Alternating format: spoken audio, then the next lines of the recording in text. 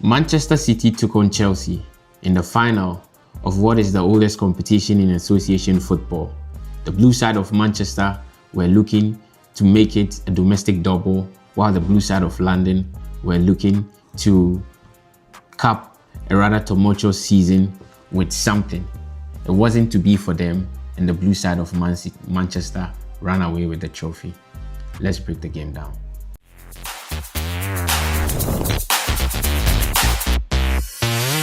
Hi and welcome to Beyond the 90 channel with me, Aben. Today we're going to look at the game that was played between Chelsea and Manchester City in the FA Cup final.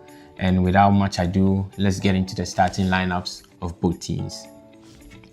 So Chelsea started imposed with Robert Sanchez and a back four of Malo Gusto, Wesley Fofana, Levi Colwill, Hato, and the midfield of James and Caicedo. Playing right behind Cole Palmer, Enzo Fernandez, Marc Cucurella, and Joao Pedro as the leading front man. Man City, on the other hand, had James Trafford in pole with a back four of Nunes, Kusanov, Guehi, and O'Reilly, with a midfield two of Rodri and Bernardo Silva, playing right behind Antoine Semenyo, Omar Mamouche, Jeremy Doku, and Erling Haaland. Pep Guardiola was on the touchline for Man City, and Chelsea had Callum McFarlane. Ahead of this game, Pep Guardiola was looking to become the first manager to win a domestic double, having done so for the first time in the 2018-2019 season, and he was looking to add one this season. This trophy would also become Man City's 16th official trophy under Pep. Man City has won 8 FA Cups, with Pep winning 3 out of those 8. Now the game opened with Omar Mamouche having the first chance of the game in the 6th minute after an effort from Antoine Semenyo was blocked. His attempt at goal was rather tame as he tried to flick it with his weaker foot. On the 7th minute, Semenyo tries a shot from 40 yards out on a free kick that was awarded after a foul on Bernardo Silva. In the 9th minute, Rodri had a header that was goal bound, but it was blocked by the Chelsea defense. Man City were hoping it struck an arm of a Chelsea player, but instead a free kick was awarded to Chelsea after Haaland was deemed to have committed a high boot. In the 16th minute, Marc Cucurella went on a rant and vent against the assistant referee in a rather bizarre manner, almost inviting trouble for himself. Considering the fact that Chelsea has received 9 red cards this season in all competition, I would think this is an attitude you would do wise to stay clear away from. Anyways, the game continued, and in the 19th minute, Chelsea had an attack of their own, but it was Nunes who headed the ball out after Malo Gusto launched a cross and the ball went out for a corner. In the 23rd minute, Wesley Fofana gave the ball away in a rather dangerous spot for his team, but thankfully for him, Erling Haaland did not punish them on this occasion as the ball went right across the face of goal. Haaland had the ball in the back of the net on the 26th minute but was ruled out for offside, and Haaland made no complaints about it. In the 29th minute, Enzo Fernandez launched into a tackle that earned him the first yellow of the game. This tackle was born out of frustration considering the fact that they were made to chase shadows for large stretches of the first half. And in the 31st minute, Marc Cucurella settled for the game's second yellow card after a tackle he made on Antoine Semenyo to halt City's progress on a rather menacing attack. In the 43rd minute, Haaland forced a save from Robert Sanchez after being largely quiet, and in the 45th minute, Joao Pedro picks the pocket of Bernardo Silva, but Abdul Kadir Kusanov was within close proximity and he intervened, and that left Joao Pedro on the deck. He was rather disappointed because he expected the referee to make a call for a penalty, but VAR reviewed it and summarily cleared it as a nothing burger. The first half ended goalless. It was a pretty boring first half, at times cagey, but Chelsea were mostly on the back foot as Manchester City looked to make all their incursions. The second half began with a Manchester City substitution that saw Umar Marmoush leave the pitch for Cherki to return to the starting lineup. And he made an instant impact, working the ball on the left side of Manchester City's pitch, with Nico O'Reilly delivering a sweet cross that found the head of Antoine Semenyo. But Semenyo's connection to the header did not hit the back of the net. This should have been the first goal of the game, if you ask me. And in the 53rd minute, James Trafford made a meal of a pass that was given to him. In his attempt to find the next pass, he took his eye off the ball and the ball rolled out for a corner. And Chelsea took the corner, but nothing came of it. And I've got to say, at this point of the game, it looked like if Chelsea were going to score or if Chelsea were going to make anything out of the game, it was going to come from a set piece, be it a corner or a free kick. In the 56th minute, Kusanov was deemed to have fouled Cucurella. On first sight, to me, it looked like it was shoulder to shoulder, but the referee called a foul and Kusanov took his yellow card over there. James took a cross, and the cross was rather dangerous for Man City. He had to take an unorthodox attempt from Jeremy Doku to clear the ball, but Enzo Fernandez tried a cross which got blocked by Nico O'Reilly.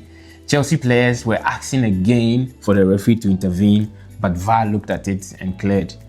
In the 64th minute, Manchester City substituted Rodri and brought on Kovacic because Chelsea were beginning to make some incursions in the second half, and I suspected that Man City's coach looked at his midfield and thought they were too light in that position. So Kovacic came on to take on his former side, and on the stroke of 72 minutes, the deadlock of the game is broken. An attempted clearance from Chelsea landed the way of Haaland, who took the ball on, laid the ball down to Bernardo Silva, controlled. Haaland made a run. Bernardo Silva laid the ball to Haaland.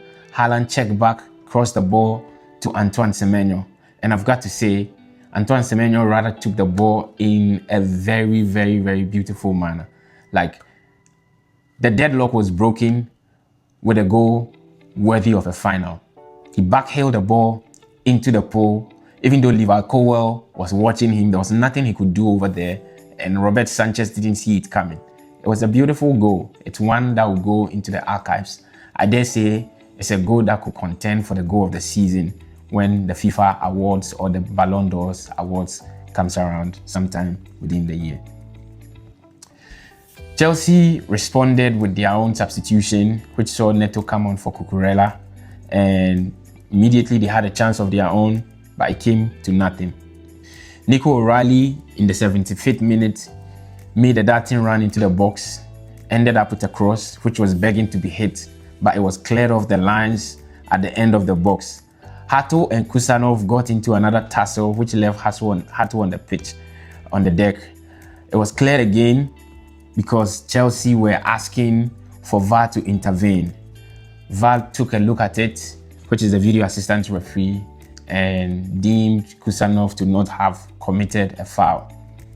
The game continued on again with both teams trying to get something out of it, and in the 80th minute, after trying a tackle, Joao Pedro slipped and fell.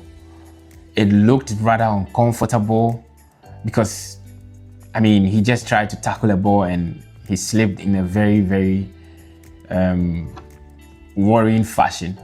Chelsea were already lining up a substitution in Liam Delap, so the expectation was Delap was coming on to replace Joao Pedro, but rather Delap came on for James. And in the 83rd minute, Man City gets another breakaway again with Nico O'Reilly. And like the first one, the cross came to nothing. It was rather a disappointing attempt at a cross, if you ask me. And then Robert Sanchez is forced into making two saves, one from Nunes, one from Cherki. It looked like Man City were the more likely side to end up with another goal than Chelsea as the game was coming to an end. In the 84th minute, Chelsea made another sub that saw Alejandro Garnacho come on for Joao Pedro. And I must say, he entered the game with some boos and jeers from the Man City fans, and I wonder why they were booing at him. I guess because he was a former United player, but Garnacho is not a player to boo, if you ask me. He hasn't done anything to warrant that. I get that he can be annoying sometimes, but I didn't get what that was about. On the 90th minute, Malo Gusto sent a cross into the box. Liam Delap went after the cross, but he put his header wide. That header should have at least been somewhere in the frame of the goal, because I think it was a good header. He just needed to direct the ball well, but he didn't, and that was it for Chelsea. That was their best game. That was their best attempt at getting anything out of the game, and there was 5 minutes added on top, but Chelsea didn't look to be in a hurry to score, and Man City at times got the chance to make it a double for them. Particularly, there was one chance at the edge of the box which went from Doku to Cherki, and Haaland was all by himself on the side of the pitch, but Cherki chose to control the ball to a fuming Haaland. Haaland looked to be annoyed at the decision of Cherki. In the end, they won the game anyway, so that went nowhere. Now, this was a rather disappointing final, if you ask me. There wasn't a lot to talk about from the game. It was boring at times. Chelsea sat back. On paper, they looked like they were playing a 4-2-3-1, but in reality, it was more of a 5-back. You had Cucurella doubling up on the left side of the pitch with Hato, and then you had Cole Palmer doubling up on the right side of Chelsea's pitch on Jeremy Doku. And so anytime Chelsea won the ball, two of their players that were supposed to be in attack were in defense. It took a long time for Chelsea to get going, and anytime they got going, it got snuffed out. Man City took the ball and went on attack, and Chelsea were forced and limited to just asking for something from VAR. They were hoping they would have been given, a lifeline to the game by the video assistant referee, but that didn't happen. If you ask me, even though it was a poor game, I think Bernardo Silva and Antoine Semenyo looked to have stood out for Manchester City. I mean, considering that this will be the last FA Cup game Bernardo Silva is going to play for Man City, I think he took the opportunity to exit on the high. Like, the dude never stops running. Even though he is a diminutive figure, he never loses tackles. He's not the quickest on the pitch, but he puts his body around. He's easy on the eye. He's scintillating with his touches. In a way, he reminds me of David Silva, even though David Silva had a bit of Porsche about him. Antoine Semenyo looked like the more dangerous player of all Man City's players. And he ended up with the goal of the game, which was a rather beautiful goal. You should go and have a look at that goal again if you've not seen it. On Chelsea's side, I would say maybe Moises Caicedo was the outstanding player because he put in a couple of tackles, a couple of blocks. That aside, nothing spectacular. I was disappointed with Cole Palmer's outing, but I don't blame him considering the way the team set up. I didn't think anything good was going to come up from the way they played him. I mean, he was more in the defensive side of the game than he was attacking. Chelsea as a whole has been a disappointing team this season. They started with a lot of promise, having won their first Club World Cup to be played in that format.